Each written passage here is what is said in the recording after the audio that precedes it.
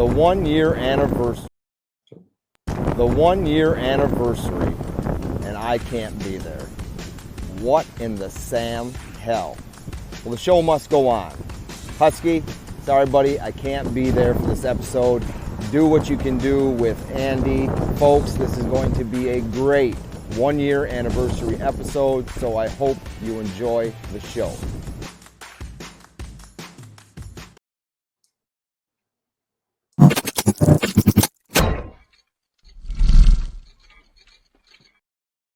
Hey, how's it going, everybody? Welcome to the Crucible. I'm Emil, and as you saw, Pauly wasn't able to make it today to the 1 year anniversary episode. That's okay. We got a great show today. We got Andy Scheckman on. I'm about to bring him up in just a second. But before we do, I did want to just touch on this one more time. This is the last episode where we're showcasing and highlighting this 5-ounce silver piece that we're giving away. Entries for that end on Sunday at midnight. So detailed descriptions, the details are in the description below. Go ahead and check that out and get entered. There's 3 ways to enter. 1 way to win. You got to play to win. That's how. So I'm going to go ahead and bring up Andy. Hey, how's it going, Andy? Good, brother. How you doing, man? Thanks for having me back. Yeah, thanks for being back. We've got a lot of good questions for you today. Really, we want to center them around BRICS. I don't know. Can you give us an update since the last time we talked about a month and a half, 2 months ago? What's been going on with BRICS? Well, I'm not sure how much we covered back then. I don't know if we covered Project Bridge and the unit token. Did we talk about that at all? We touched on it, yes. Yeah, because that's really the big deal is the progression of the unit token and its trading over Project Bridge. We found out that Saudi Arabia has become a full participant in Project Bridge, and of course we can go back over, talk a little bit more about that. 59 countries have formally applied to the BRICS Union.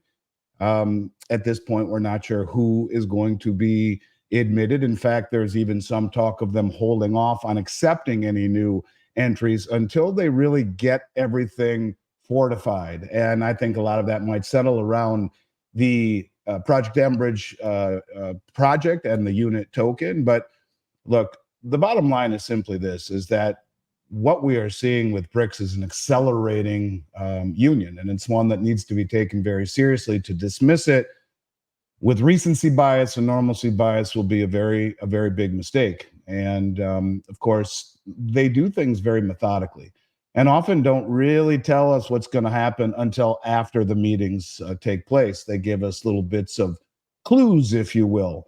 But, you know, the biggest deal to me is the fact that in principle, we have an agreement on a new settlement currency that will be backed by gold. And that's something that fits hand in glove with the Basel III revaluation of gold as a tier 1 asset, by the massive acquisition of gold and silver by the BRICS nations, and the repatriation of gold from the traditional safeguards in the West, the Bank of England and the New York Fed, which would give direct access to the LBMA in England and the COMEX in New York.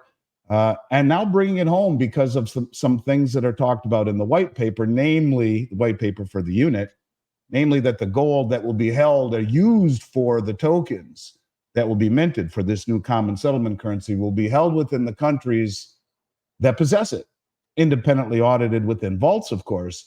But this is a big deal, and it's a really, you know, it's a shot across the Western bow. I guess we'll have to see how it all plays out. But to me, that's what we focus on more than anything, even more than the 59 countries that we have been told have formally applied on top of the 10 that are already there.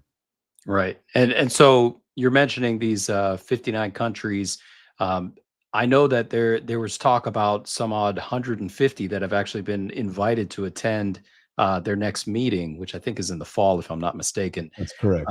What happens when let's say when these 150 plus countries start using this BRICS currency in lieu of the US dollar? Well, it's very important to understand it's not a BRICS currency. And this is one of the things that I think people need to wrap their head around. And this is one of the big pushbacks about, you know, could this work, is that a common currency amongst all of these nations, you know, who have different agendas, different heritage, different ideologies, kind of like when you talk about the euro. Some Right. of the countries in Europe pulled the sled more than the other countries, and some didn't work as hard. It's in their culture. Others did, and it didn't work out. And when you talk about, for example, China and India, they are in this together, but they're disputing over some things, of course, with the Kashmir region. But the point of it is that this is not a common BRICS currency, and that's the thing that needs to be understood. So first of all, let's talk about Project mBridge. Project mBridge is a cross-border payment system that was developed between China, Hong Kong, Thailand, and the United Arab Emirates. The BIS is they're observing. They're a partner. They don't have any stock in this. They don't own the code.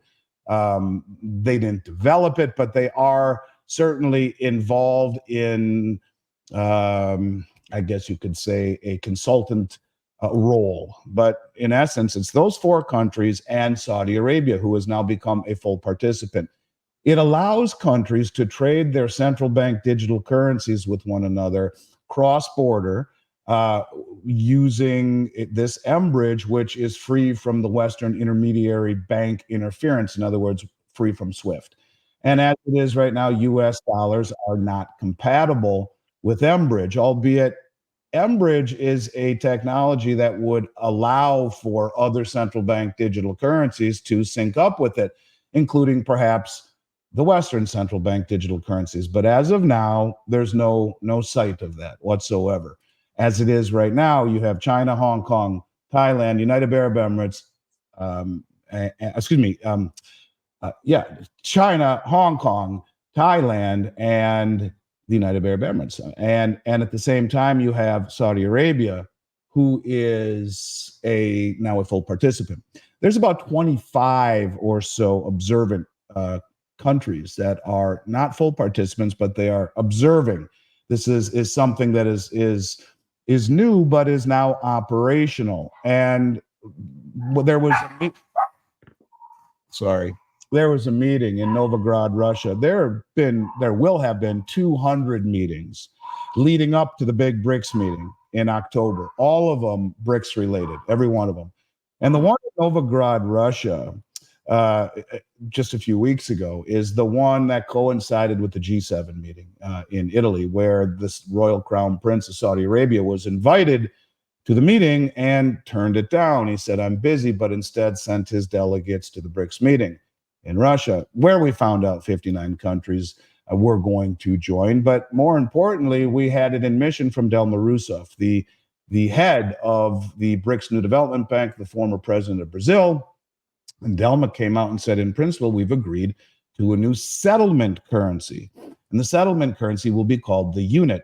Now, each country, if we take the total GDP of the world and look at all the countries that comprise the total GDP of the world, 99% of those countries, 99% of them have a CBDC in operation or near completion in development.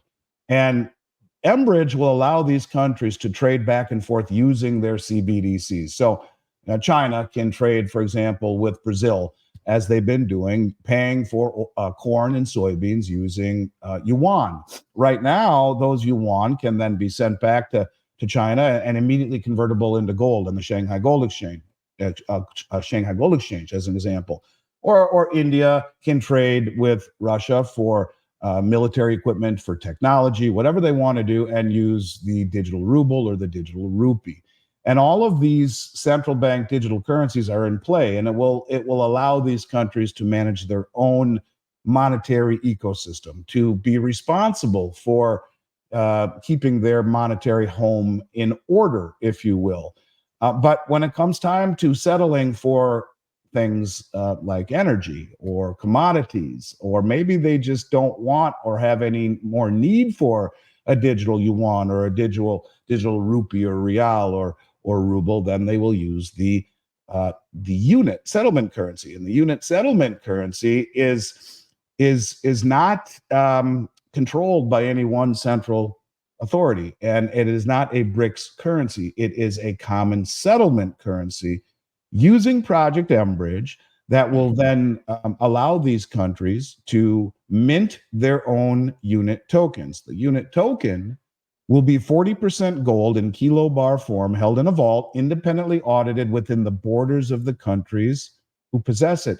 This is the reason, in my mind, you've seen over 40 countries bring their gold back from the Bank of England and the New York Fed. Everyone thought it was because of counterparty risk. Yeah, that's part of it. But when you realize that the gold will not be mandated to be held in Beijing or in Moscow or in any central place, each country will hold their own gold.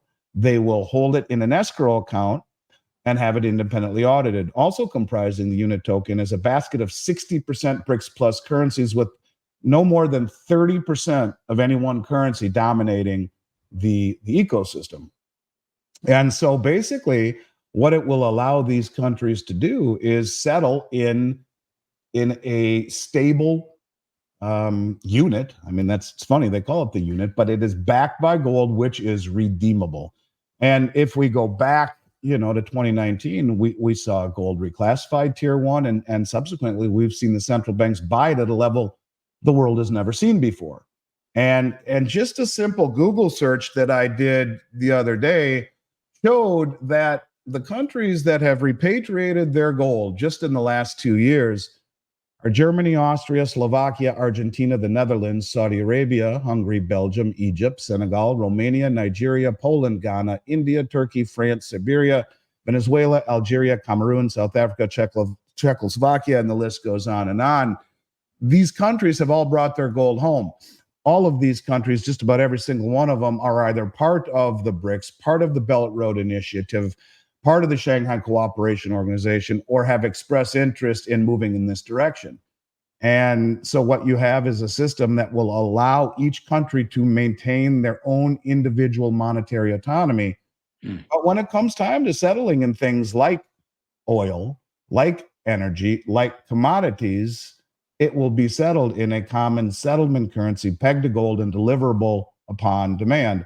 And so this is something that allows the BRICS nations to, in essence, be cooperative with one another and not to be beholden to any one central authority, even in the way that they conduct themselves. The presidency, as an example, rotates. Last year, it was in South Africa. This year, it's in Russia. I don't know where it is next year. I'm sure it would be real easy to figure that out. But the point of it is that everything they're doing is in a cooperative manner. And this is no different. It doesn't put the onus on one ecosystem like the US dollar. In fact, this is kind of the antithesis of that. And it inspires trust through a marriage of blockchain technology, of commodities like gold, and of independent auditing throughout the system. And, Dilma Rousseff, who is the head of the BRICS New Development Bank, who was the former president of Brazil, she's no lightweight. And the meetings were with Sergei Glaziev, who is the finance minister for the Eurasian Economic Union, who has been talking about this common settlement currency for 4 years. He has been the reason that I've been talking about it for 4 years, along with Putin. And to come out publicly and say we've agreed in principle to this new system is huge. Now, there'll be a meeting in September in China dedicated to ratifying this technology and this theory. And if indeed it is ratified and rolled out in October in the big meeting, why then, it really signals a massive change for the West and the Western ecosystem as it pertains to the dollar being the petrodollar and the reserve currency of the world. Right. So we recognize that this could potentially be a very major threat to the U.S. economy, to the U.S. dollar. How does that translate to its threat or effect on your everyday American? And should we be concerned? Well, because ultimately, what we are seeing as an example, gold just surpassed the euro recently, just recently, as the second most held asset in all central bank balance sheets for the first time ever since its inception. And it's now dollars, gold, and euro. And the dollar share has fallen from upper 70%, holdings in central bank balance sheets down to in the mid 50s, upper 50s. So it's slowly losing demand.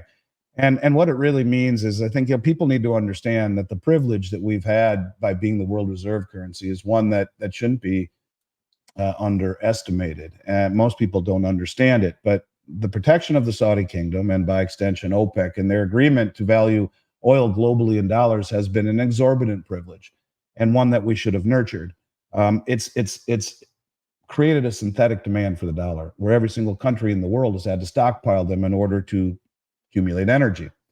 And if that all of a sudden changes, and keep in mind, part of the petrodollar deal that's less talked about was the recycling portion, and that is any excess dollars that are left over would be recycled back into U.S. Treasuries, creating a synthetic demand for the Treasury market. It's liquid, it's safe, that's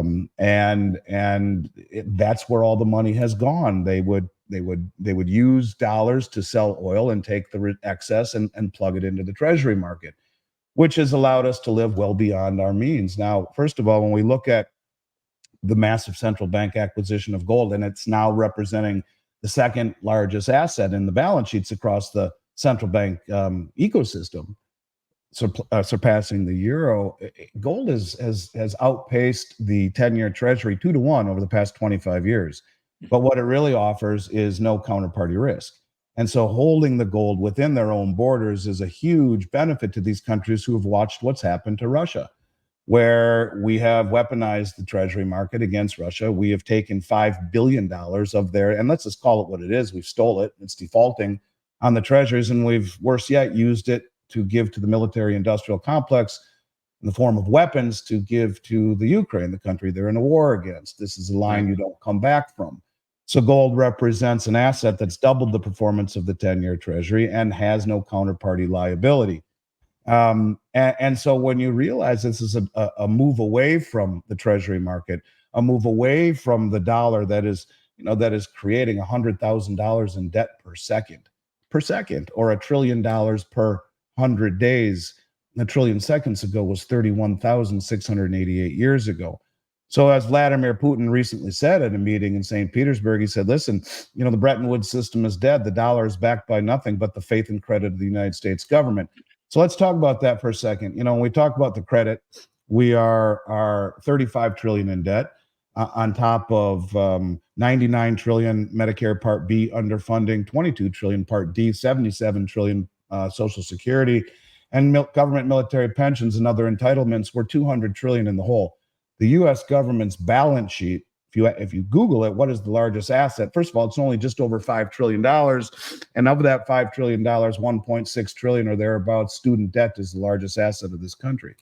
And so we're a country that's broke and insolvent. And we're at 123% debt to GDP. Where I come from back in the day, you cross 100% debt to GDP, you're a banana republic. But at least if you have election integrity and judicial system integrity, well, then you're okay, right? And so these things are being questioned by the world. And then when you talk about, the faith of this country, a country that Janet Yellen can say to CNN, well, we're okay with Putin and Xi Jinping being friends in BRICS, but thank you, Madam Secretary, that's great of you. But if Xi gives one penny to the Putin war machine, will sanction their banks, their companies in Beijing itself. Never mind the over 200 billion we've given to the Ukraine and Stinger missiles and F-16 jets and the intelligence on where to drop the bombs. We don't count. We're the world reserve currency. So when you talk about faith and credit, we're very the tank is empty in both. And you look at what's happening here at home, and so all of these things are not lost on the rest of the world. So how does it affect the average person? Well, the average person will really feel its effect if and when you see a massive concerted effort to no longer hold dollars in treasuries, that it is something that is proven to be not only dangerous in terms of its weaponization, but also dangerous in terms of its loss of purchasing power. We are a country that lies about the metrics of unemployment and inflation.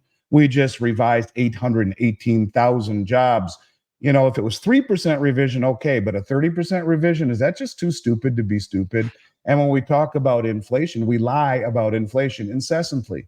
Real inflation, according to John Williams of Shadow Stats, is 11% right now. Add 8% to the number, and that's what it is through all of the changes of the metrics that are used to measure inflation, the CPI, which is a skewed measurement anyway, because they want us to believe that rising prices are inflation. No, rising prices are the symptom of inflation. Inflation is not caused by the greedy grocery store owners. It's caused by the greedy government who's printing 100,000 in debt per second, 3, 4, 5, 6, 7, and keep going on and on and on and on.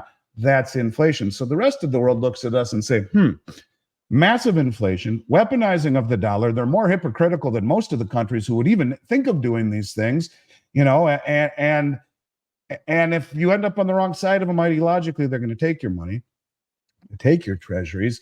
And then look what's going on at home there with their elections and their judicial system and their lawlessness and all of this craziness. So all of a sudden you get countries decide to no longer hold dollars anymore.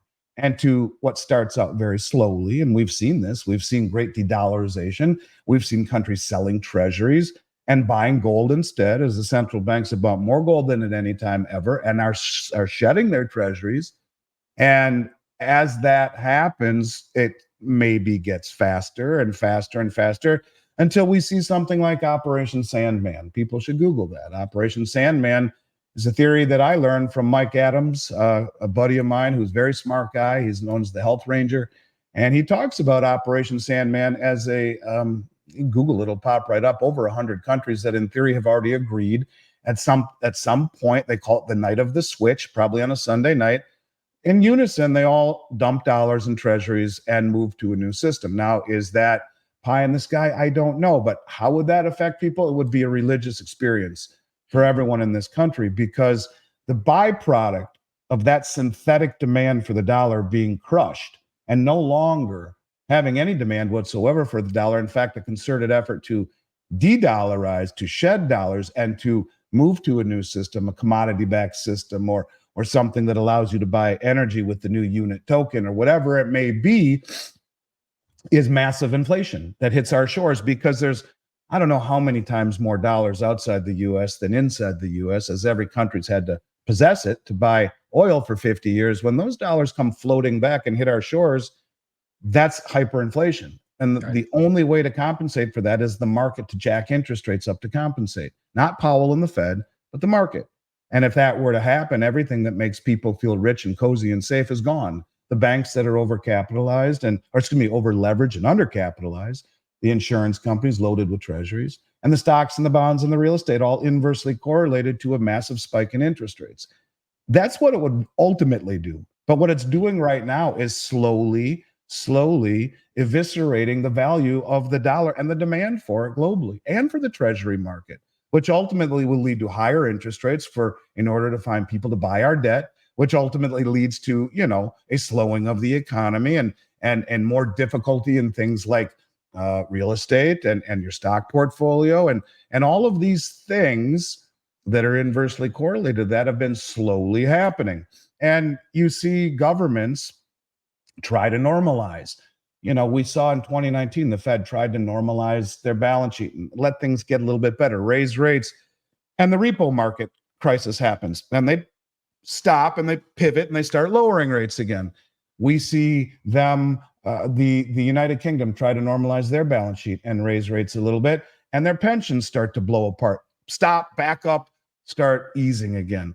We try to do it, raise rates to 5%, and you see the banks start to fail. Everything start to blow up. We're going to stop now, and we're going to pivot, and we're going to lower rates again. When real estate's at pretty damn close to all-time highs, yeah, it's come down a bit. Stock market at all-time highs, inflation roaring, and yet, even by their flawed metrics, they're 50% above the number that they want to get to, and yet they're going to pivot now and just reignite inflation. We're trapped.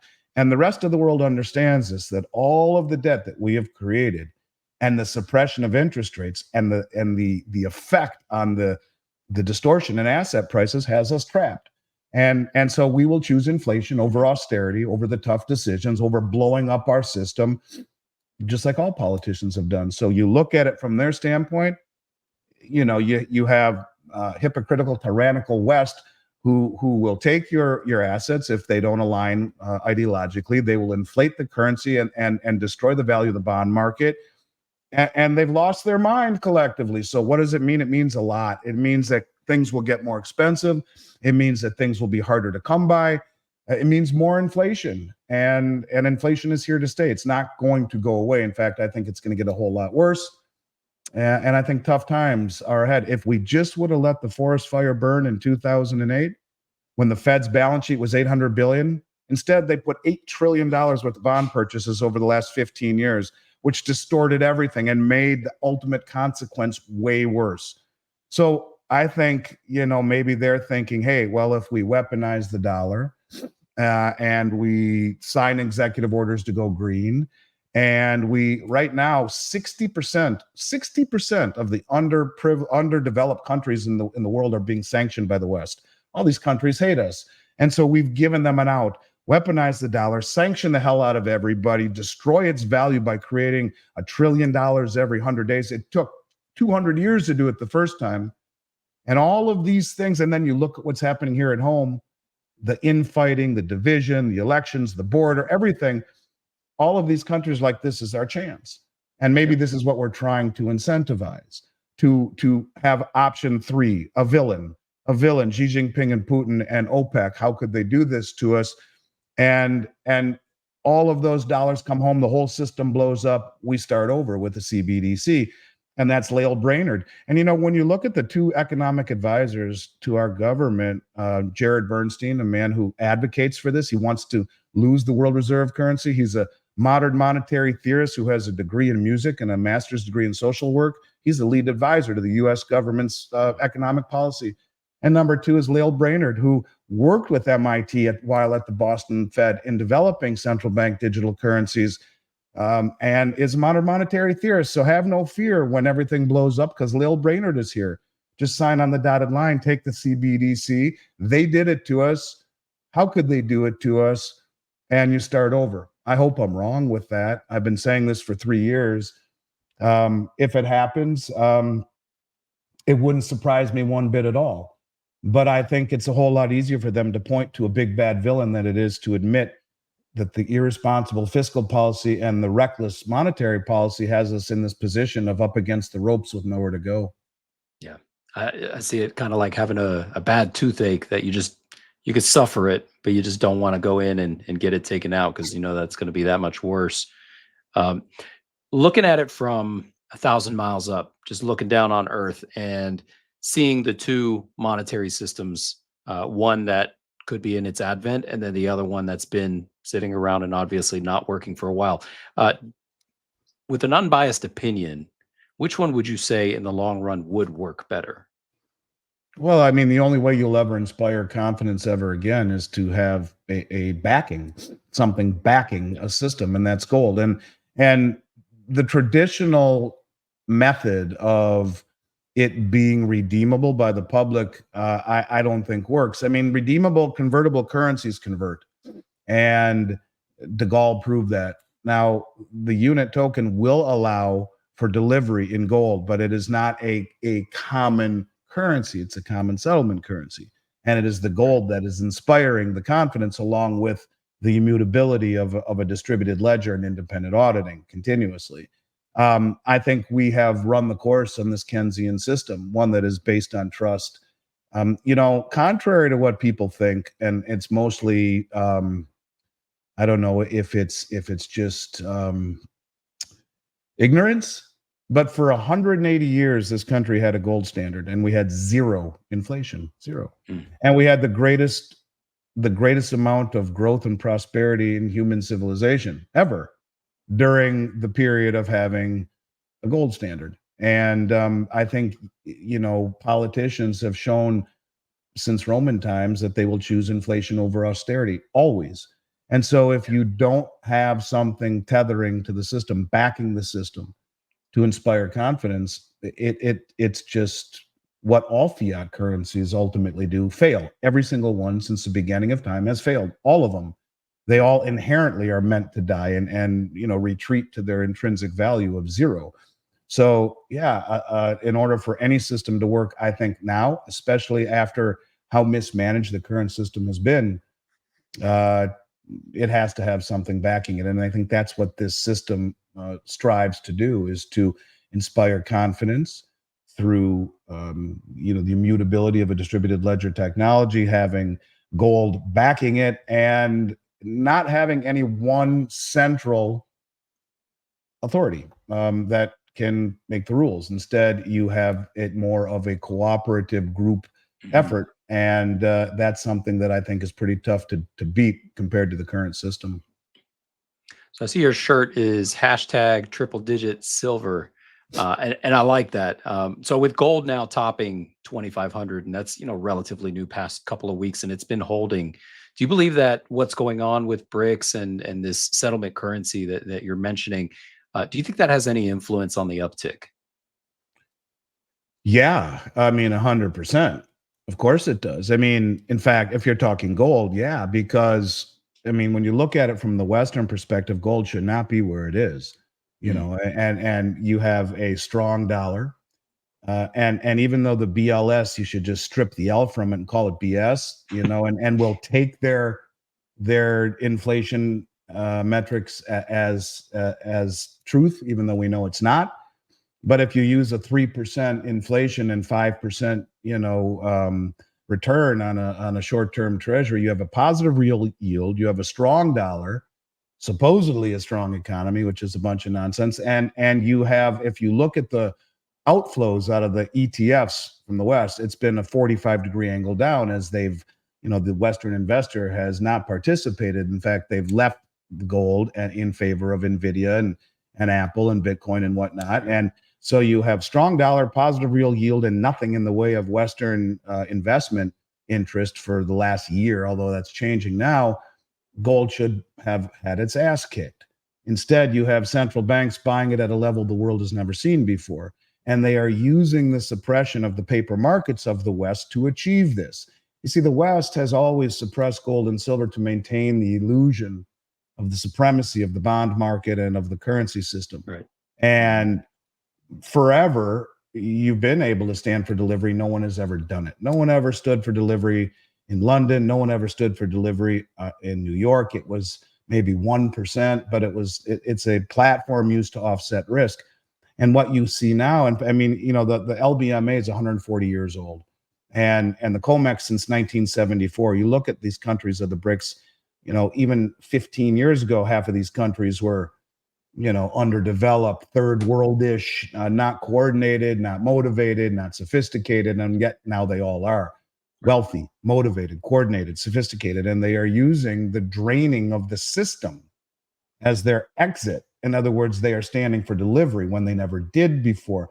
And the Western commercial banks have enough money to overwhelm people who want to perhaps stand for delivery, and they can overwhelm them with margin calls and they have enough money to short the market and do all of these things that create a perverse reality. But these central banks, well, they have enough money now where it doesn't matter, and they'll stand for delivery. And that's what we're seeing. We're seeing the London Metals Exchange be bled dry. We're seeing the COMEX be bled dry, using the stupidity of the Western pricing system to run cover for it. And yeah, you wake up the American public, and it's rocket fuel to what is already, been being driven by everything but the U.S. interest. Right. So you're saying that when crap hits the fan, we're not going to be able to even find any gold. Everybody's going to be buying it up. But I think I've always said that to me, that is, look, there's 0.5% allocation of gold across the whole U.S. financial matrix. And it's a very small market, retail wise. So yeah, I think that there's so much money out there, so much has been created, that if just 5% allocation across the whole matrix was in line, that's a tenfold increase in demand, and overnight everything would be gone. And I don't say that to sensationalize the reality of this, but it's true. A few $1 billion, there'd be nothing left in North America. You'd get more, assuming supply chains and everything. But remember, you got the U.S. mint and the Canadian mint in North America, along with some refineries. But all the other mints are on other continents. Forget about Mexico; they don't amount to just about anything. But you got the UK, South Africa, Australia, Austria, China, all these other mints. Well, and at that point, do they all start worrying about self-interest and nationalizing and right, not sending all of their gold to the folks in the West? It's one of these deals where I do think it's something people take for granted, the ability to get it easily. And if I had to guess, it would be defined by most people in my space as the inability to affordably and efficiently get it. Everyone else will just think it's too expensive, because I do think it will go that high. And you hear all sorts of innuendo about revaluing the price of gold. The head of the Dutch National Bank has been talking about this forever. Gold is valued or held. Sorry, for the last month, I've been battling the worst Florida allergies. I've never had them before in my life, and now I get them since I moved from Minnesota to Florida. So please forgive me as my eyes are watering. I apologize, but It's those mango trees. I have a big mango tree in my backyard, and let me tell you, they taste like candy. I'd never had a mango before. I'm a fruit guy, and these are the most incredible things ever. And they're everywhere. It's huge. It's probably 50-foot tree. Anyways, so suffice it to say, this is something that is beginning to really, I think, really take shape. And getting physical product will be a very, very, very challenging and difficult thing in the end, because you look at the U.S. Mint during the pandemic, they were the model of inefficiency, and they were impossible to get product from. Most of the product that we got came from across the Atlantic Ocean. So yeah, I think you could see things like nationalization. You could see things like people reining in their own national resources and their own assets like gold, and when this starts to really take shape. But it is taking shape, and look, we're just a couple months away from seeing what it looks like, what the election looks like, what the big meeting in BRICS, the big BRICS meeting in Russia looks like. I would say that things are about to get very bumpy. So are you optimistic for $3,000 gold in the next 12 months? I think it'll go higher than anyone thinks possible. Again, let's go back to that gold revaluation account, as I mentioned, before I lost my train of thought with my allergies. Yeah, so the gold revaluation account is in every single central bank across the globe. It's held in an account called the gold revaluation account. That's what it's called on their balance sheet. And, you have the head of the Dutch National Bank saying, I know our balance sheet's upside down, but we have 32 billion euro in gold valued at $35 an ounce, because that's what it's valued at on our gold revaluation account. Every $4,000 increase in the price of gold would put $1 trillion free and clear into the Treasury General account. And Janet Yellen wouldn't even need congressional approval to do it. She would tell Jerome Powell, revalue the price of gold, put it at 120,000 an ounce. As goofy as that sounds, all of a sudden our assets are completely offsetting our liabilities. And all we would need to do is say to the world, we'll buy anyone that can deliver gold to the U.S. Treasury, will pay you $120,000 for it. Now, how much more goofy is that than people thinking Bitcoin could be 120,000 or $1 million? It's not. And fair. Yeah. All the central banks own it. So it would behoove them to own it. And Cynthia Loomis, a senator from Wyoming, kind of put an exclamation point on this just a few weeks ago at that Bitcoin meeting in Tennessee, Bitcoin conference, where Trump got up and said we should have a strategic Bitcoin account, right? And she got up after and said, yeah, and I'm going to propose a bill, I've already drafted it, whereby we will revalue the gold in the gold revaluation account held by the Fed and use portions of it to pay for this portion of that revaluation, use it to pay for, in the form of a loan, to pay for the Bitcoin revaluation or the Bitcoin strategic account. So, that, I guess, could be option 4, much less painful, would create a lot of inflation. But yeah, they could just jack the price of gold up and it would never come back down. It would be pegged at a number no one could even imagine. But 3,000, yeah, I think it's very much in line. It's very reasonable. And I think with all bull markets, they go higher than anyone thinks possible, especially a gold bull market where we're at right now in this stage of the game, where the world is accumulating it and repatriating it at levels no one's ever seen before. I think 3,000 is, whether it's by the end of the year or not, is a very, very low bar number as far as I'm concerned. Right on. Yeah, and I think the way you described it made a lot of sense. 3,000 very well could be surpassed. We could see gold go into a bubble. How likely do you see that happening? Or I guess in that scenario where you just described, them revaluating gold and saying maybe 100,000 an ounce, would that event in itself, or that action, would that circumvent the progress of the BRICS settlement currency? Would that maybe save the U.S. from facing any further approach in losing its supremacy with the U.S. dollar? Well, I think it would help the BRICS. They're the ones who've been buying all the gold, and certainly it would allow monetary latitude. You know, they said 40% backing by gold, 60% BRICS plus currencies. So that gives them the ability to do things that central bankers like to do. It would also give legitimacy to the West, and I think the West understands that. Kristalina Georgieva, the head of the IMF, said that central bank digital currencies that are not pegged to something would be fiat. They also authored a report at the beginning of last year that said gold as an international reserve currency, comma, a barbarous relic no more, question mark. They all understand that we've squandered this privilege of being the reserve currency with reckless printing.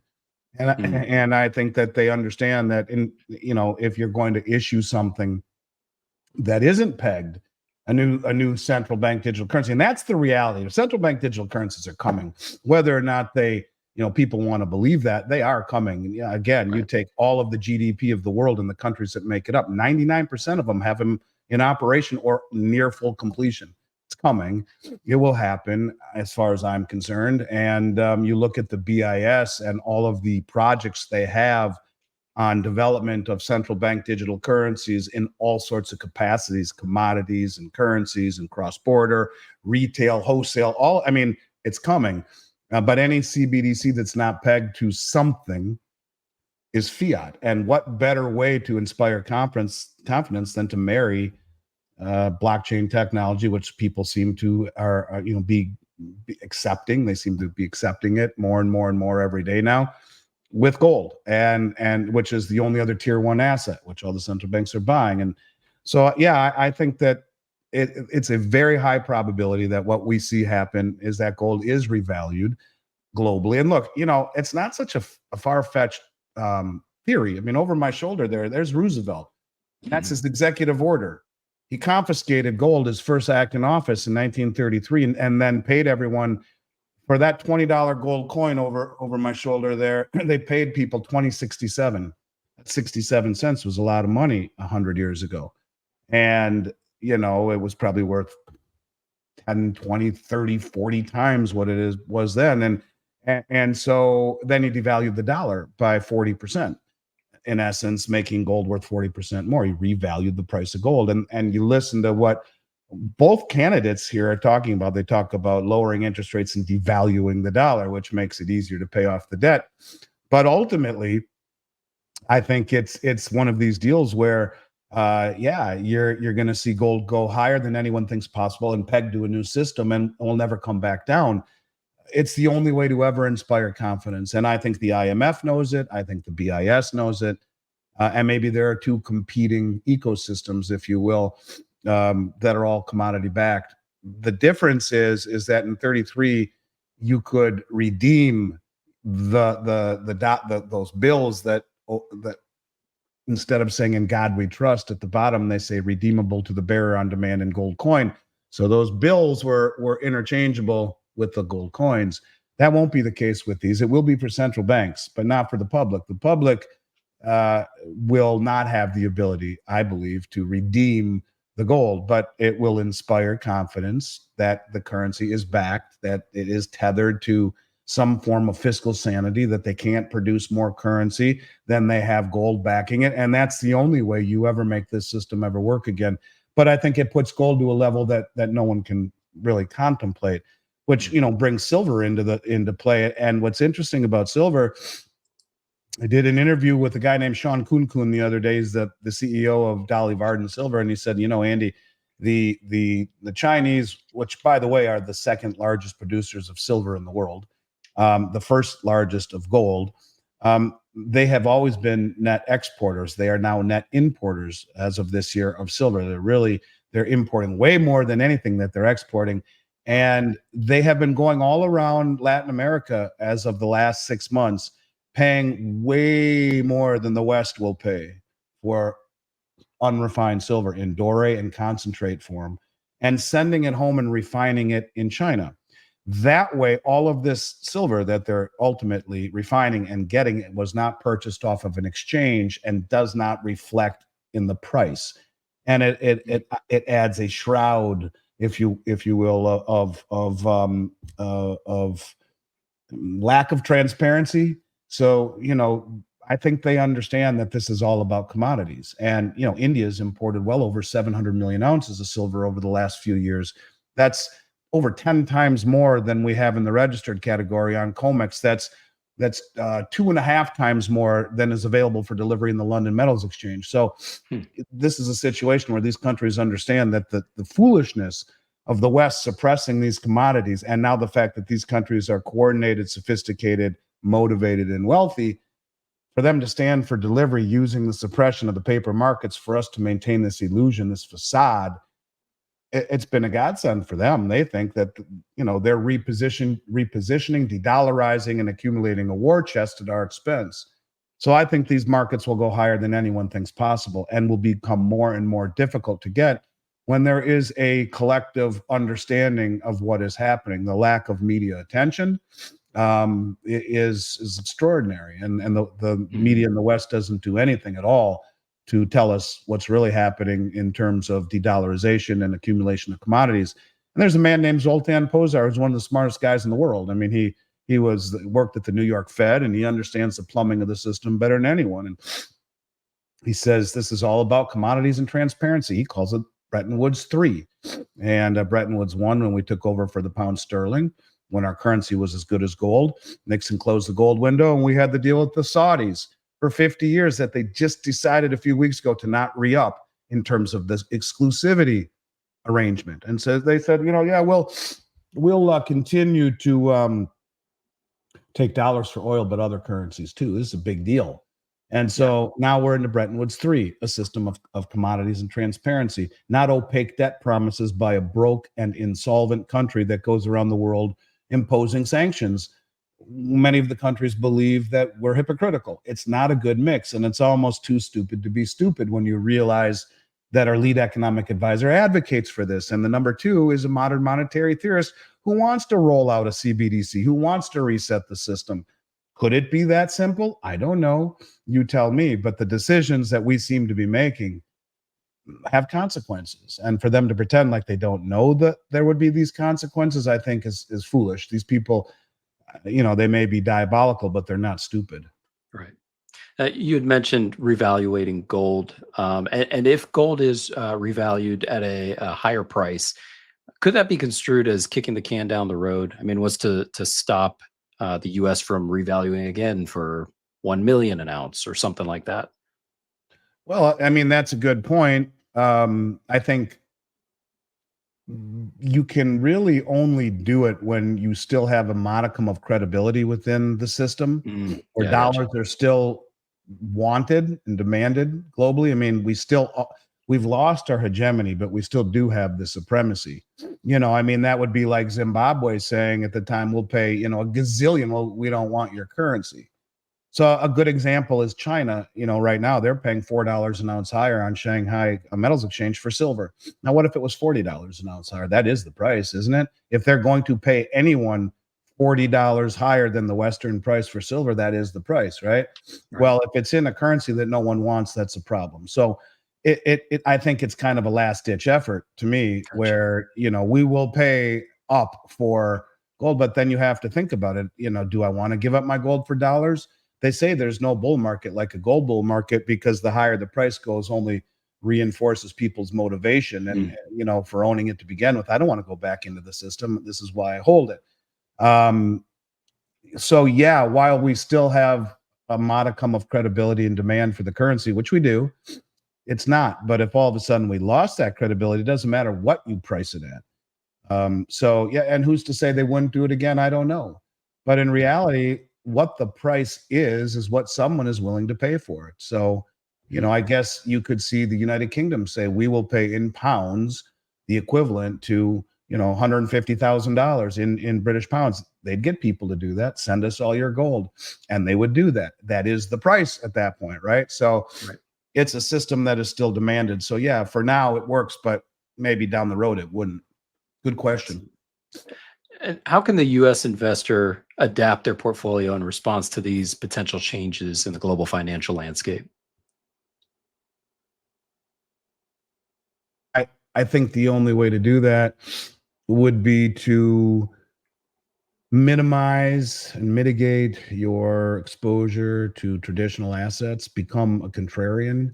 Um, watch The Great Taking, David Rogers Webb.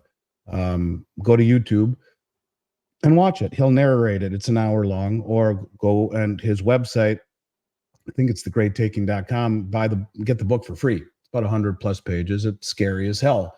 You'll understand what I mean by, the concept of counterparty liability. And this is one of the nice things about assets in your own possession, is the removal of counterparty liability. Gold and silver are assets that have no counterparty liability. They're not someone else's responsibility. And so I think in a system that is as over leveraged as ours is, you have to ask yourself, what would asset prices be had the Fed not pumped 8 trillion into the system? And that's more money than was created in the history of the country preceding it. They pumped in the span of 3+ years, and their balance sheet went from 800 billion to 9 trillion, all of it in bond purchases, which distorts reality. It distorts asset prices. It creates misallocations of capital and resources, and companies will build out another division and hire more people and do all of these things that they wouldn't otherwise do if they thought rates wouldn't stay low forever. And lo and behold, rates went up 500 basis points in the span of a year, and look what's happened to the whole commercial real estate market as an example. And so when you talk about where this could ultimately go and how it all plays out and what can people do, I think if you're not a contrarian at this stage of the game, honestly, there's a high probability you'll end up to some capacity being a victim. And I think ultimately he or she who loses least wins in this environment. It's not about return on your money. It's about return of your money. And I think the way to win is to identify the primary trend. The primary trend to me is of a falling dollar, and you take a big position within it. And instead of being broadly diversified in stocks, bonds, and real estate, you be broadly diversified within the primary trend. And the primary trend of a falling dollar would be commodities, not just precious metals, oil and gas, agricultural ETFs or real farmland, things that would give you liquidity and protection from traditional assets. And there's not a ton of choices right now, to be honest with you. But I think that being in, you look at the stock market that is massively overvalued, flashing red, that's being held up by a handful of stocks. You look at the Russell 2000, which is a much better indication of the economy. They're almost all down. You look at gold, and it's outpaced everything for the past 25 years except Bitcoin. It's even outpaced the tech sector this year. It's the number one performing asset, up 20%. Tech sector about 16%. But gold's averaged 9.9% per year for 25 years, doubling the 10-year treasury. No one notices it. It's beat the S&P 500 with dividends and revested by over 0.5%. 9.5 versus 9.9, or just under 0.5%. The point of it is that I think it's time to be a contrarian, because the distortions in asset prices that were created over the last many years, and looking at the overvaluation of these markets where everyone is piled into a very small subsection of stocks, and then you see the insiders all selling, and lots of them sold a ton at the end of the second quarter. I found it interesting when the Nikkei cracked and the 1,000-point drop here in the United States, and all of a sudden, all of the platforms were not working. Robinhood and Schwab and Vanguard and Fidelity, they just all weren't working. How convenient. Yeah, and so I think being a contrarian now has never been more important. And when you think about gold, it's not just because it doesn't pay interest. So what? It's outpaced everything that does over the past 25 years. So I think the average investor would be wise to think outside the box and to mitigate their exposure to traditional assets right now, more so than ever. And let me just put it this way. Think what happens if Harris wins.